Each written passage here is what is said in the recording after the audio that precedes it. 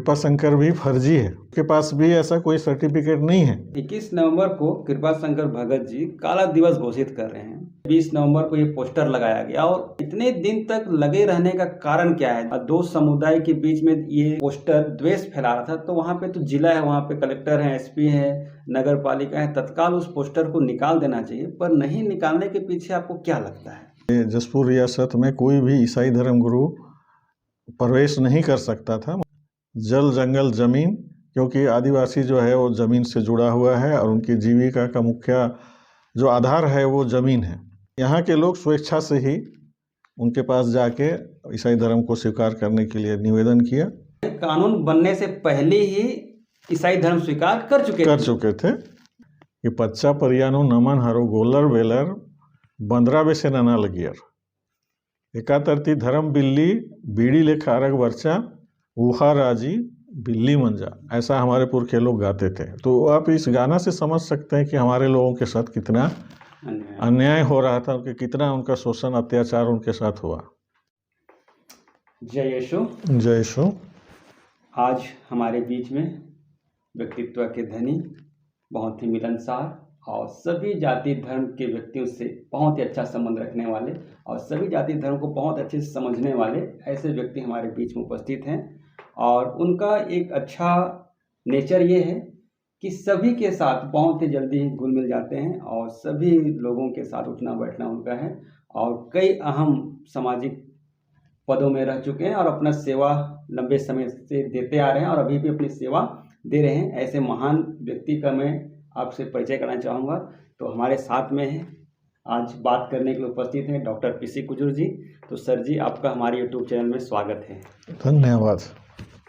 आज डॉक्टर कुजूर जी से हम ईसाई समुदाय के बारे में बात करना चाहेंगे, क्योंकि जशपुर जिला एक ऐसा जिला है जहाँ पे ईसाइयों की संख्या बहुत ज़्यादा है और इसीलिए कई सारे व्यक्ति उनका विरोध भी करते रहते हैं, उनका अपमान करते रहते हैं, उन्हें अपमानित करते हैं। तो ऐसे विषय को लेकर और इस विषय पर डॉक्टर कुजूर काफ़ी अच्छा अनुभव रखते हैं, क्योंकि मैंने आपको शुरू में ही बताया कि वे इस विषय पर अपना अध्ययन भी करते रहते हैं और लोगों से मिलते जुलते रहते हैं, तो कई सारी बातों को भी बहुत बारीकी से जानते हैं। आज इसी विषय पर बात करने के लिए डॉक्टर कुजूर जी, आज उन्होंने हमें समय दिया है। सर जी, पहले तो आपको धन्यवाद। और आज इस विषय पर हम अपनी बात करेंगे उनसे, ईसाइयों की क्या इतिहास रही है ना, कैसे यहाँ इनकी शुरुआत हुई, इन सारे बातों को बारीकी से जानने का प्रयास करेंगे।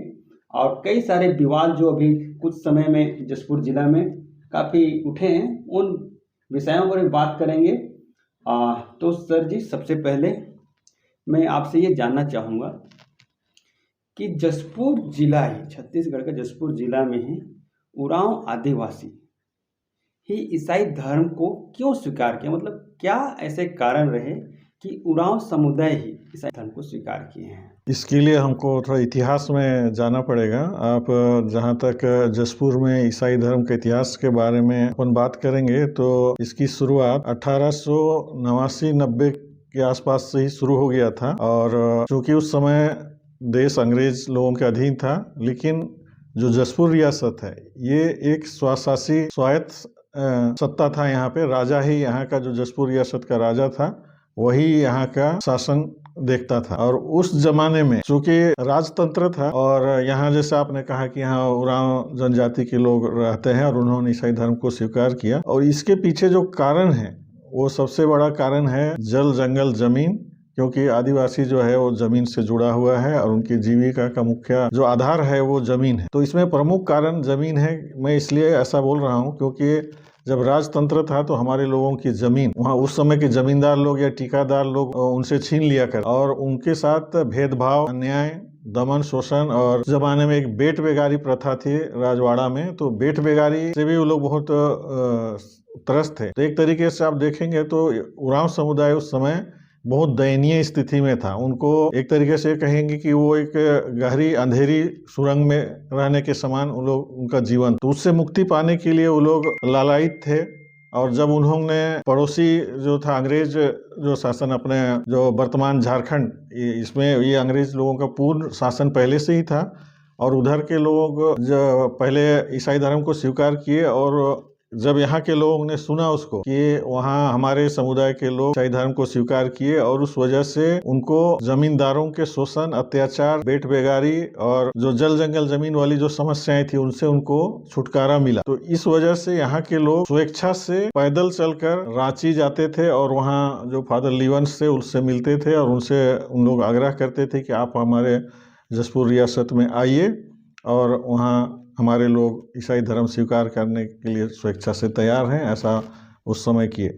और चूँकि यहाँ राजतंत्र था तो जो ईसाई धर्म गुरु जसपुर रियासत में प्रवेश वर्जित था, इसलिए उस समय कोई भी धर्म गुरु जसपुर रियासत में नहीं आ सकता था बिना राजा के परमिशन। और इस वजह से हमारे जो लोग उस समय के, ये जैसा मैंने बताया 1889 और 90 के आसपास और उसके बीच में बहुत से दल जो है रांची पैदल जाके वहाँ जाते थे और वहाँ के जो फादर लिवंस थे उनसे मुलाकात करके कई लोग उस समय भी बपतिस्मा लेके वापस लौटे।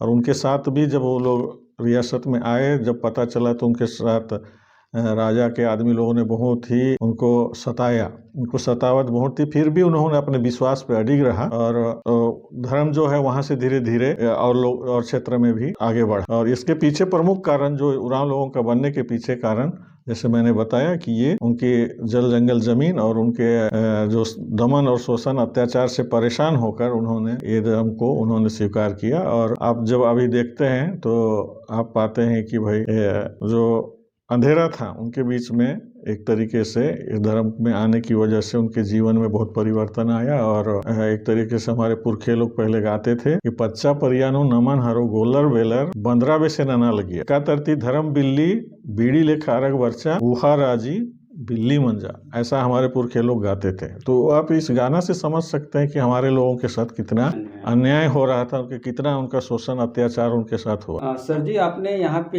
ये कहा कि ईसाई धर्म को स्वीकार करने का कारण आपने ये कि उस समय बेट बेगारी कराया जाता था, राजाओं के द्वारा उन्हें प्रताड़ित किया जाता था, उनकी जल जंगल जमीन को छीना जाता था, उसके कारण से कई लोग परेशान होकर ईसाई धर्म को स्वीकार किया। पर यहाँ पर कई लोगों का आरोप ये लगाया जाता है कि ईसाई धर्म को स्वीकार करने के पीछे पैसे का लालच है, प्रलोभन है, डरा धमकाकर उनका धर्म परिवर्तन। कितनी सच्चाई? इसमें 1% भी सच्चाई नहीं है, क्योंकि जैसे मैंने कहा कि जसपुर रियासत में कोई भी ईसाई धर्म गुरु प्रवेश नहीं कर सकता था, मतलब उनको प्रवेश वर्जित था। तो जब वो लोग आने प्रवेश ही वर्जित था तो यहाँ आने नहीं सकते थे, तो लोभ लालच कौन देगा? यहाँ के लोग स्वेच्छा से ही उनके पास जाके ईसाई धर्म को स्वीकार करने के लिए निवेदन किया। और इसमें कोई लोभ लालच या उनके डराने धमकाने की कोई बात नहीं, वो लोग स्वेच्छा से ही ईसाई धर्म को। और यहाँ पर ये बात जैसे 21 नवंबर ईसाइयों के लिए क्या महत्व रखता है? मतलब इस दिन को जैसे मैंने देखा है कि खड़कोना में तीर्थयात्री के रूप में लोग जाते हैं और हजारों की संख्या भिड़ आती है। और इसमें केवल जसपुर नहीं, अंबिकापुर, उड़ीसा, झारखंड, कई तरफ से लोग आते हैं। मतलब ये ईसाइयों के लिए 21 नवंबर क्या महत्व है? 21 नवंबर 1906 को खड़कोना नामक गांव में प्रथम बार ख्रीस्त त्याग चढ़ाया गया जसपुर की धरती में। और उसी समय 56 लोगों ने वहाँ बपतिस्मा ग्रहण। और इसी वजह से चूंकि जसपुर की धरती में प्रथम बार ख्रीस्त त्याग हुआ, इसलिए वो दिन हमारे लोगों के लिए एक खास दिन है। और इसी वजह से वहाँ अभी 100 साल जब से पूरा हुआ, जब से वहाँ तीर्थ यात्रा का आयोजन होते आ रहा। आपने कहा 1906 और आज है 2025, मतलब लगभग 100 साल बीत जाने के बाद में आज जसपुर जिले में इस बार भी खड़कोना में तीर्थ यात्रा का आयोजन किया गया था। बड़े धूमधाम से इसकी तैयारी भी चल रही थी। इसी बीच में लोगों के द्वारा, जैसे कृपा शंकर भगत जी के द्वारा का विरोध किया गया, काला झंडा दिखाने का प्रयास किया गया और बड़े बड़े पोस्टरों के माध्यम से ये संदेश देने का प्रयास किया कि 21 नवंबर को काला दिवस घोषित किया जाए। साथ ही पोस्टरों में उन्होंने ये लिखा, फर्जी ईसाई वापस जाओ, फर्जी तीर्थयात्री वापस जाओ। क्या आप ईसाई समुदाय के लोग फर्जी व्यक्ति हैं? देखिए, वो किस आधार पे फर्जी कह रहे हैं ये तो समझ से परे है। जो व्यक्ति इसके पीछे है, ये इसके पीछे राजनीतिक षड्यंत्र है। और जो उन्होंने आरोप लगाया कि फर्जी ईसाई जो कह रहे हैं, मुझे लगता है कि ये जो छत्तीसगढ़ धर्म स्वतंत्रता अधिनियम जो 1968 जो मध्य प्रदेश के समय था, उसी चीज को छत्तीसगढ़ बनने के बाद यहाँ पर छत्तीसगढ़ में भी उसको लागू किया गया। और 2006 में इन्होंने कुछ उसमें संशोधन किया यहाँ छत्तीसगढ़ शासन ने, और उसको पुनः उसी को लागू यहाँ किया। लेकिन फर्जी जो कह रहे हैं ये बिल्कुल उनका जो तर्क है ये बेतुका है, क्योंकि हमारे लोग, जैसे मैंने बताया कि 1906 में ही ईसाई धर्म स्वीकार कर लिए थे। 1906 और 10 के आसपास जसपुर में जितने भी ईसाई हैं इनके पुरखे लोग उसी समय ईसाई धर्म को स्वीकार कर लिए थे। और ये जो अधिनियम है, धर्म स्वतंत्रता अधिनियम, ये 1968 में लागू हुआ। तो ये नियम के लागू होने के पहले ही यहाँ के लोग ईसाई थे, और उनके लिए फिर ये जो अधिनियम में जो प्रावधान है वो लागू नहीं होता है। इसलिए ये लोग जो फर्जी ईसाई बोल रहे हैं ये सरासर बेतुका बात। शंकर भगत जी के द्वारा बार बार ये बात सामने आती है कि जसपुर जिले में कोई भी ईसाई नहीं है, क्योंकि वो दावा करते हैं कि आरटीआई के माध्यम से कलेक्टेड से मैंने निकाला और वहाँ से मुझे पता चला कि कोई भी व्यक्ति जसपुर जिले में ईसाई नहीं है।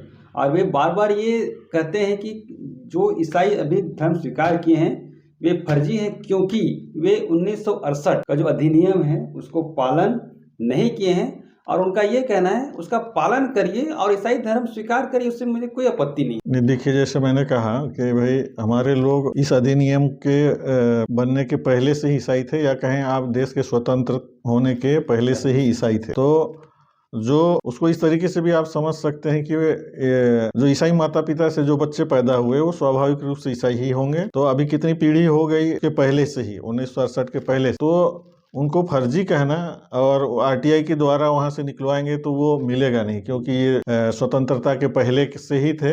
और 1968 में जब ये लागू हुआ तो उनके लिए ये जो प्रावधान है कहीं से भी लागू नहीं होता है। तो इसलिए उनका जो कहना है वो सरासर गलत है। मतलब आपका ये कहना है कानून बनने से पहले ही ईसाई धर्म स्वीकार कर चुके थे। तो इनका जो आरोप लगाना है सरासर आपके अनुसार ये गलत है। नवंबर को कृपा शंकर भगत जी काला दिवस घोषित कर, उनको काला दिवस मनाने दीजिए ना।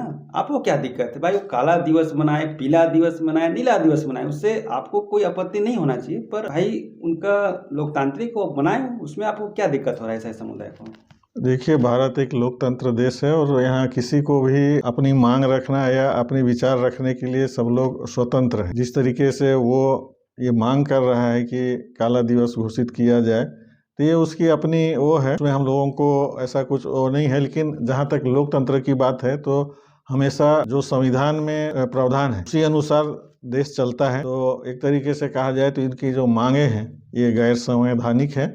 लेकिन चूँकि लोकतंत्र है तो हर किसी को अपना विचार और अभिव्यक्ति व्यक्त करने के लिए आदमी स्वतंत्र है। तो अगर वो ऐसा मांग कर रहा है तो हमें उसको कोई दिक्कत नहीं है। लेकिन गैर संवैधानिक जो मांग करते हैं उसको लेकर हम लोग इसमें आपत्ति दर्ज कराए थे। और अभी जैसे आप लोगों का चालू है ना, ईसाई समुदाय 21 नवंबर को है ना यादगार के तौर पर तीर्थ यात्रा के लिए जा रहे थे। उस बीच में कृपा शंकर भगत जी के द्वारा में बैनर पोस्टर जो लगाया गया, ये संवैधानिक तरीके से सही है क्या? और साथ ही मैं ये जानना चाहता हूँ और दर्शक भी जानना चाहते हैं, क्या ऐसा कोई भी व्यक्ति किसी भी समुदाय के लिए बैनर पोस्टर के माध्यम से उन्हें फर्जी घोषित कर दे, काला दिवस, उनके खास दिन को काला दिवस की मांग करे, इसको करने के लिए क्या वो अकेला है,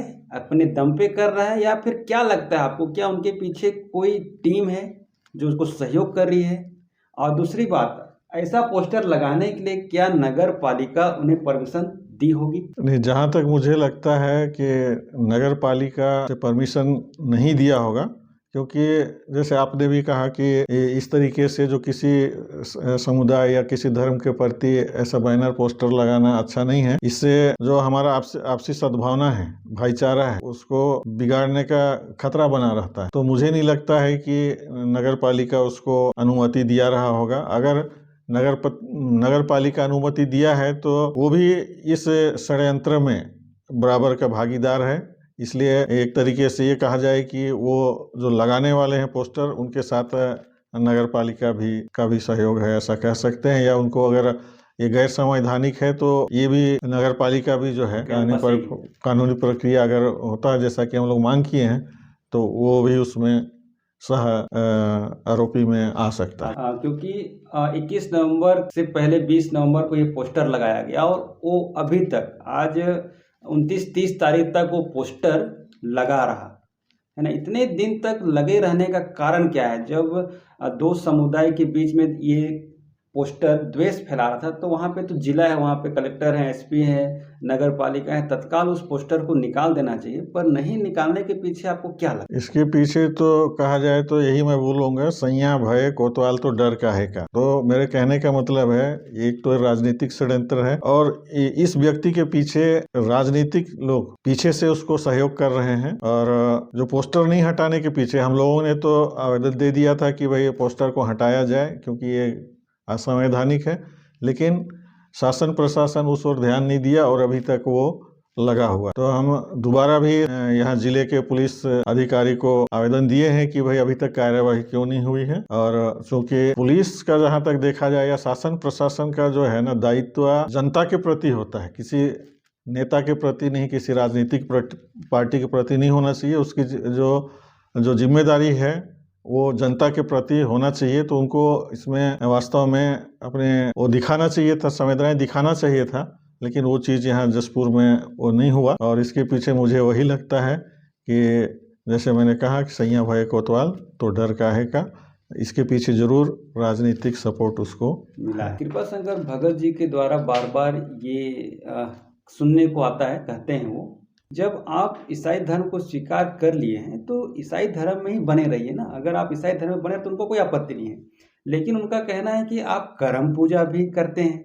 और ईसाई धर्म भी मानते हैं, तो एक साथ दो पांव नाव में कैसे रखें आप लोग? देखिए, जहाँ तक धर्म की बात है और संस्कृति और रीति रिवाज की जो बात है, दोनों अलग अलग चीज़ें हैं। जो वो कह रहे हैं कि हम लोग ईसाई धर्म स्वीकार किए और कर्म भी बना रहे हैं, वो उसमें उनको आपत्ति है।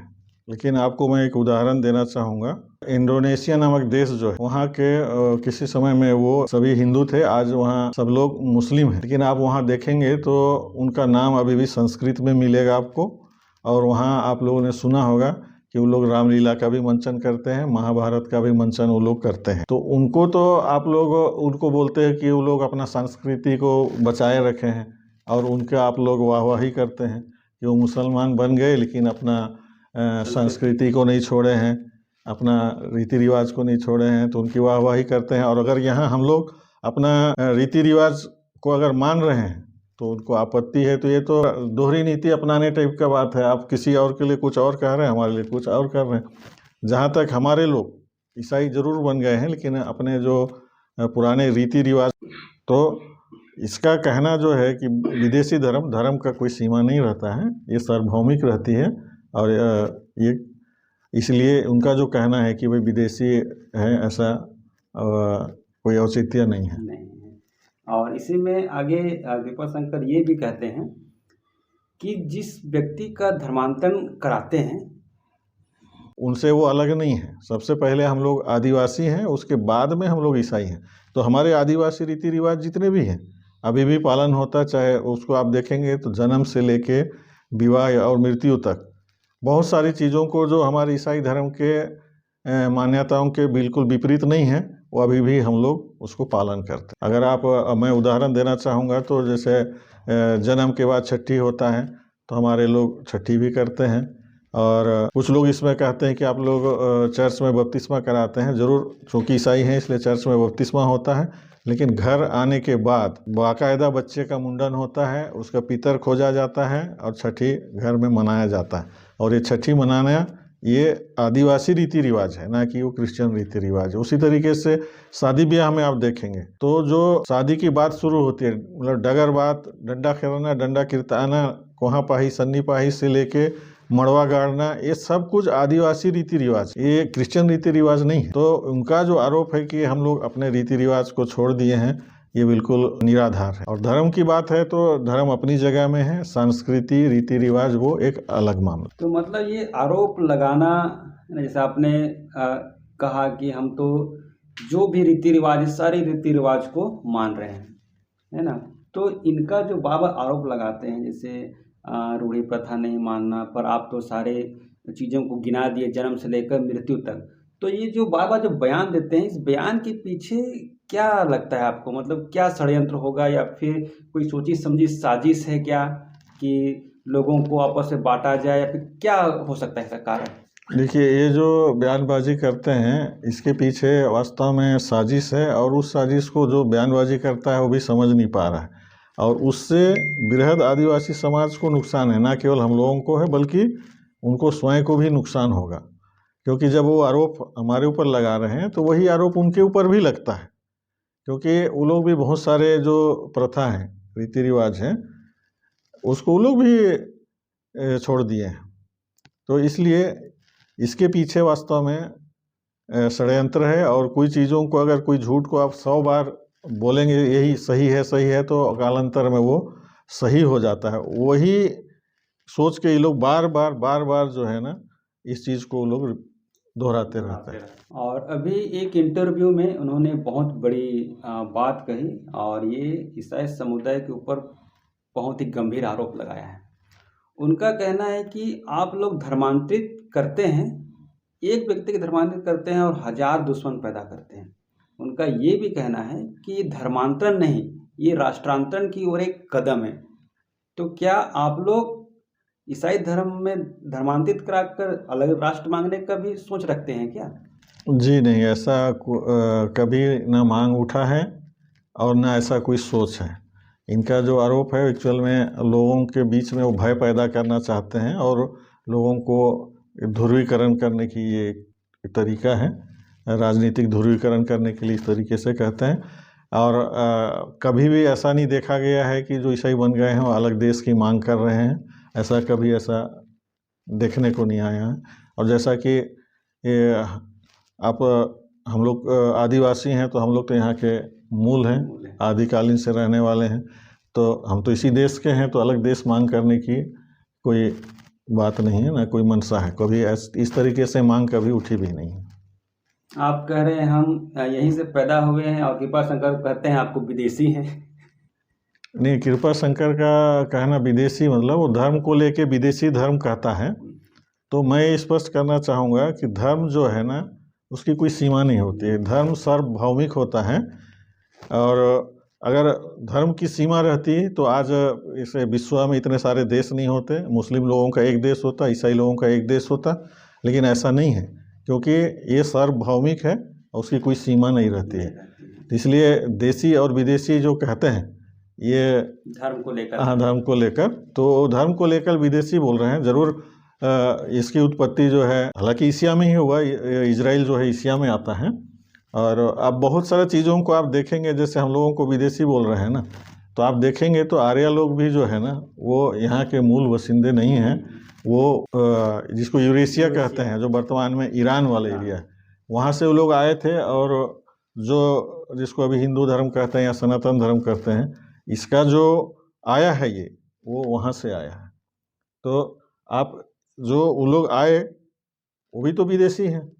यहाँ का जो हमारा आदि धर्म है। और एक बात उनके द्वारा इंटरव्यू में कहा गया कृपा शंकर भगत जी के द्वारा कि आप लोग जिसका धर्मांतरण कराते हैं उसके अंदर से देश की जो भावना होती है, देश प्रेम की जो भावना होती है, वो समाप्त कर दिया जाता है और देश के विकास के लिए कुछ भी सोचने में सोचने से बंद कर दिया जाता है। क्या ये आरोप सत्य है? क्या आप लोग ऐसे करते हैं क्या?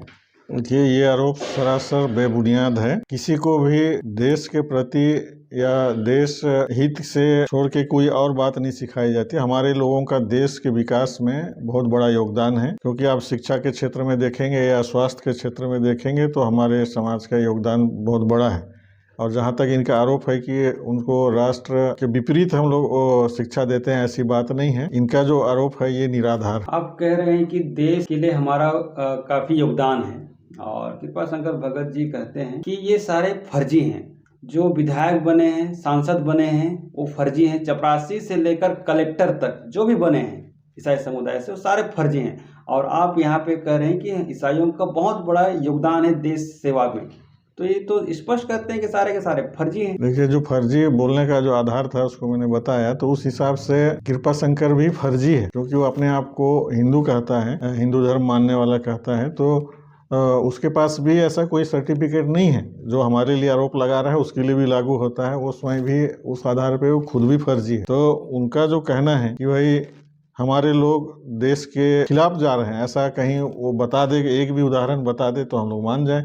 बल्कि आपको कई ऐसे उदाहरण मिलेंगे कि हमारे लोगों ने देश के लिए अपनी जान कुर्बानी दी। आप अभी बहुत सारे प्रकरण आप देखेंगे तो हमारे लोगों ने, बॉर्डर में भी हमारे लोग हैं और देश के लिए भी महत्वपूर्ण पदों पर रहे हैं। आप परमवीर अल्बर्ट एक्का के बारे में तो सब लोग जानते ही हैं। इनका जो आरोप अगर ऐसा सही रहता तो इतने लोग, हमारे लोग देश के लिए अपनी जान की कुर्बानी नहीं देते। तो इसी में ये बात भी मैं जानना चाहूँगा सर, जैसे ईसाइयों को ये जब फर्जी कहता है और एक समय में खुद जिला पंचायत सदस्य रहे थे, तो क्या उस समय ईसाइयों का वोट जो उन्हें मिला होगा तो उस समय उन्हें फर्जी करके घोषित कर देता? ऐसा क्यों नहीं किया होगा वो? देखिए, आप जो बोल रहे हैं ना, जब वो डीडीसी था तो ये ईसाई मतदाताओं की वजह से ही डीडीसी बना था। ये आप लोग तो उसके बारे में जान रहे हैं कि ये बिन पेंदी का लोटा है, कभी भी इधर उधर लुढ़कते रहता है। कभी भी उसका जो सिद्धांत है वो स्थिर नहीं रहता है। जिस पार्टी में रहता है उसके अनुसार वो बयानबाजी करता है। तो इसलिए उसकी बातों पे भरोसा करना ही नहीं चाहिए। और भली भांति लोग भी, जसपुर के लोग भी उसके बारे में जानते हैं कि ये जो कहता है क्या वो स्वयं भी उसमें चलता है कि नहीं। अच्छा, मतलब आप ये कह रहे हैं कि उनकी बातों पर विश्वास लायक कोई बात ही नहीं करता है वो? नहीं, ये उसके बातों पे लोगों को विश्वास भी नहीं करना चाहिए, क्योंकि लोगों ने देखा हुआ है आज जो बातें ये कह रहा है, जब ये बहुजन समाज पार्टी में था इसके ठीक विपरीत बोलता था। विपरीत बोलता केवल नहीं था बल्कि हम लोगों के साथ ये उठता बैठता भी था और कई काम हम लोग साथ में भी किए हैं।